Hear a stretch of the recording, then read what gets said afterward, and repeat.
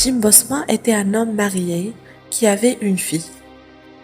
Il avait des problèmes financiers. Il a donc décidé de vendre son Dodge. Il a mis l'annonce du camion en ligne, mais personne n'en voulait. Après quelques semaines, il reçoit un appel concernant la voiture.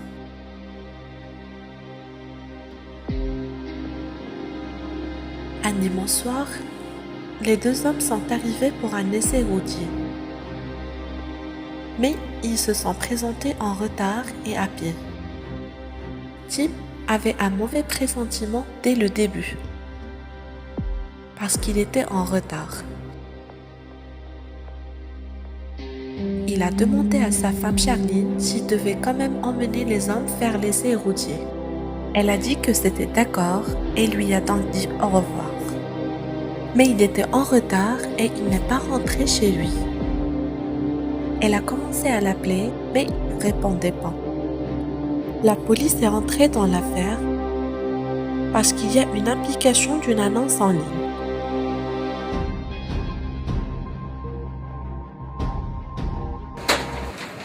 My name is Charlene Bosma, and Tim is my husband. He is my partner and my best friend. I watched my husband drive away just after 9 o'clock on Monday night. He smiled at me and said he'd be right back. And I have not seen him since. So please, if you see Tim or the truck, please call police or call 911. Alors qu'elle attendait des réponses, Charline a reçu un appel du téléphone de son mari. Donc, est-il encore en vie? L'appel provenait de quelqu'un qui avait trouvé le téléphone de Tim. La police commence à examiner le téléphone. Ses relevés montrent que les acheteurs avaient appelé depuis un téléphone jetable, une impasse apparente. Sauf que, lorsque la police a vérifié l'historique des appels du téléphone, ils ont découvert quelque chose d'important. Ils ont découvert qu'il avait appelé un autre homme qui vendait également un camion Dodge.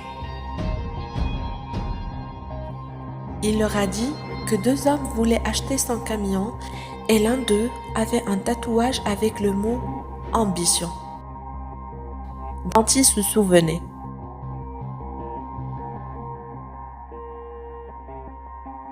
Ils ont pu consulter les dossiers des profils de police. C'est ce qui les a conduits à Delaine Miard,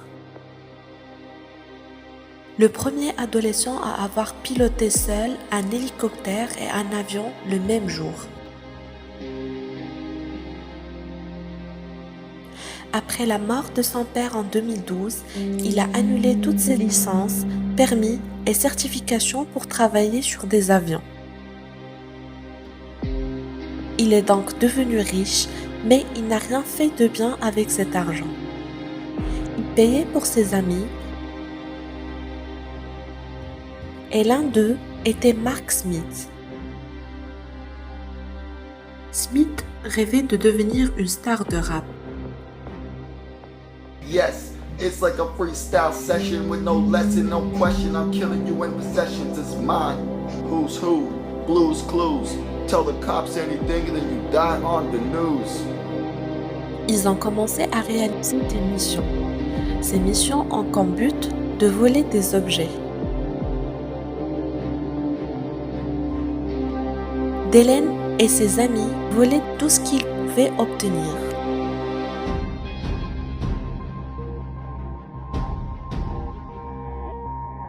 Après 5 jours de disparition, la police a retracé Miard jusqu'à une banque où il a été aperçu en train de retirer de l'argent. Il a été arrêté immédiatement. Ils ont trouvé les clés de la voiture de Tim en sa possession.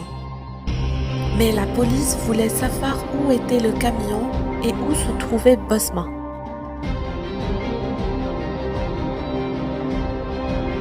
En utilisant les vidéos de surveillance, ils ont vu le camion passer et croyaient que Delaine était au volant. Mark Smith à l'arrière et Tim Bosma à côté du passager.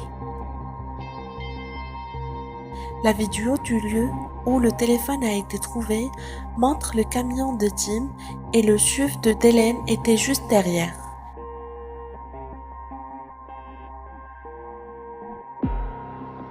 Après 2 heures, les 2 véhicules ont été repérés dans le hangar de Miyar. Et les 2 hommes sont apparus à l'intérieur du hangar. Une flamme était vue de l'extérieur et elle brûlait toute la nuit.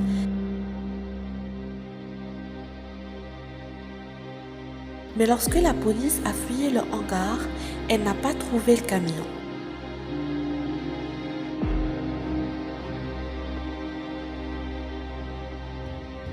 Les vidéos de surveillance montrent qu'après 2 jours, une grande remorque a été vue en train de transporter quelque chose.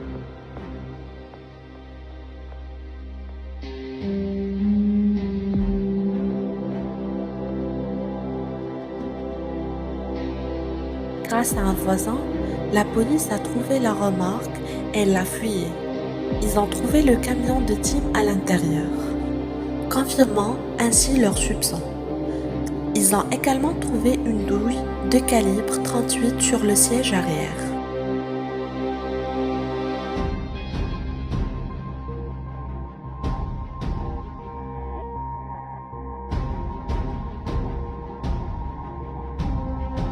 Les empreintes de Delaine et Miyar ont été retrouvées, ainsi que des taches de sang de Tim Bosma.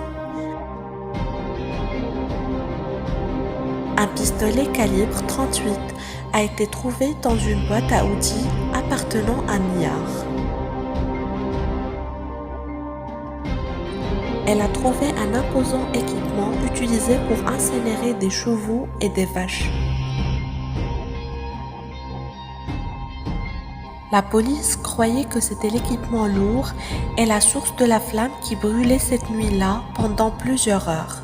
Les détectives ont trouvé des fragments d'os, une dent et une tache de sang correspondant à Tim Bosma.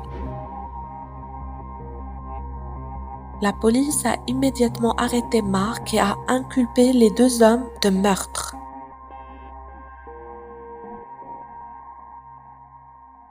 Chacun d'eux a accusé l'autre.